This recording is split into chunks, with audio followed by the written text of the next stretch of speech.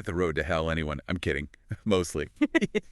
But seriously, today we're going deep, deep into The Hills Have Eyes.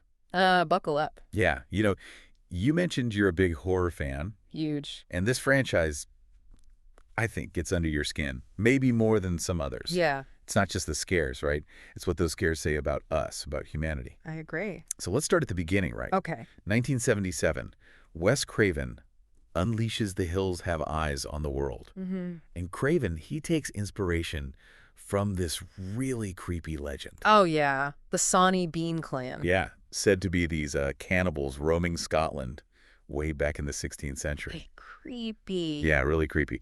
So that element of true crime, I mean, does that add an extra layer of creepiness to the film for you, knowing there's like this kernel of reality buried in there? Oh, absolutely. I think it adds this unsettling layer of like, could this actually happen? Yeah, It's like it takes it from being purely fictional to something that feels a bit more plausible. But beyond that, the legend of the Sawney Bean Clan, I think it also kind of established that core conflict that runs through the entire franchise, Right. which is this idea of the civilized family versus the savage family. Right, right. And, it forces the audience to kind of confront this question. Mm-hmm. What happens when those lines get blurred? Mm-hmm. And they get blurred, I mean, really blurred. Oh, yeah. With the Carters, Right? your average American family, they're on a road trip, everything's fine. Mm-hmm. Stumble into the wrong territory, and suddenly it's a fight for their lives against these, brutal, mutated cannibals. Right, right. It's such a stark contrast, right? It is. From planning your family BBQ to suddenly fighting for survival. Totally, yeah. I mean, that's where the brilliance of the original Hills Have Eyes really comes in, I think. How so? It doesn't shy away from the brutality. Like, it's a really intense film. Mm-hmm. But at the same time, it forces you to empathize with both sides. The Carters, they're victims, absolutely. But they also do some pretty horrific things to survive. Yeah. And it makes you question, how far would you go to protect your family? Right, right. Could you cross that line? Could you do the unthinkable if it meant survival? Yeah, and I think that's what really stays with you after watching The Hills Have Eyes, right? It's not just mindless gore. Right. It's asking these really tough questions about our own humanity. Right, exactly. Speaking of tough questions, let's talk about those mutants. Okay. I mean, they are the stuff of nightmares, right? Absolutely. But they're also victims in a way, aren't they? Products of nuclear testing, abandoned by the government. Yeah, exactly. They're like this visual representation of our fears about what we're doing to the planet, Mm-hmm. about the unintended consequences of our actions. Right. The film, in a way, argues that the real monsters are the people who created them. Okay. The people who turned a blind eye to the fallout, literally and figuratively. It almost resonates in a way with some of our current anxieties about climate change, right? Totally. It's like this cautionary tale about what happens when we ignore the environment and, just pursue progress at all costs. Yeah. It's like a really interesting parallel. Totally. And that theme, I think, it carries through the franchise, even in the remake. Yes. Alexandra Aja's 2006 version, it definitely ups the ante on the violence. Oh, for sure.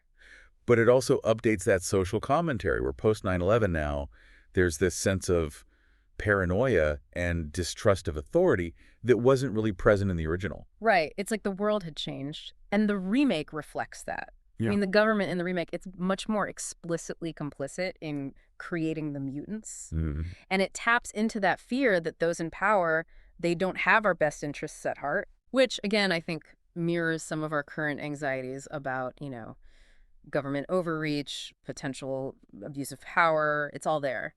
You've seen your fair share of horror. Oh, yeah.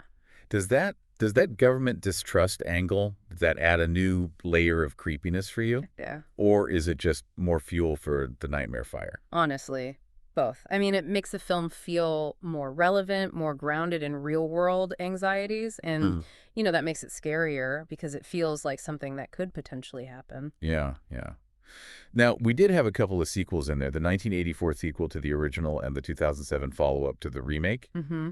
What I think is interesting is how they both tried to capture the spirit of their predecessors, but they didn't quite hit the mark. Right. Almost like they were echoes of the real terror. That's a great way to put it. Yeah. I mean, they had their moments, Mm-hmm. but they relied too heavily on, like, the shock value, and they didn't really bring anything new to the table thematically. Yeah. I think they prove that you can't just replicate the formula.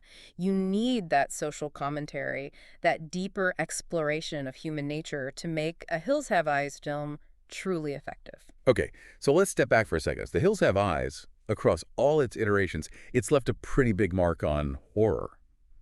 I mean, it's almost a blueprint for the family versus family trope that we see in so many films now, isn't it? Oh, absolutely. It influenced films like The Texas Chainsaw Massacre, Wrong Turn.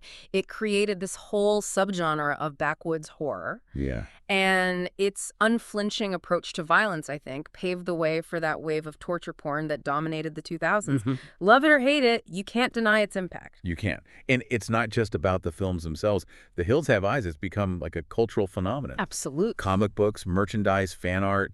It's clearly resonating with people on a level that goes beyond just, like, entertainment. I think it goes back to those primal fears we were talking about. Wow. The fear of the unknown, the fear of the other, the fear of what we're capable of when we're pushed to the edge. The Hills Have Eyes gives us a safe space to confront those fears, to explore the dark side of humanity without actually having to experience it. So where does the franchise go from here? I mean, we've seen the nuclear anxieties of the 70s, the post-9/11 paranoia of the 2000s. What would a Hills Have Eyes film for the 2020s look like? That's the million-dollar question.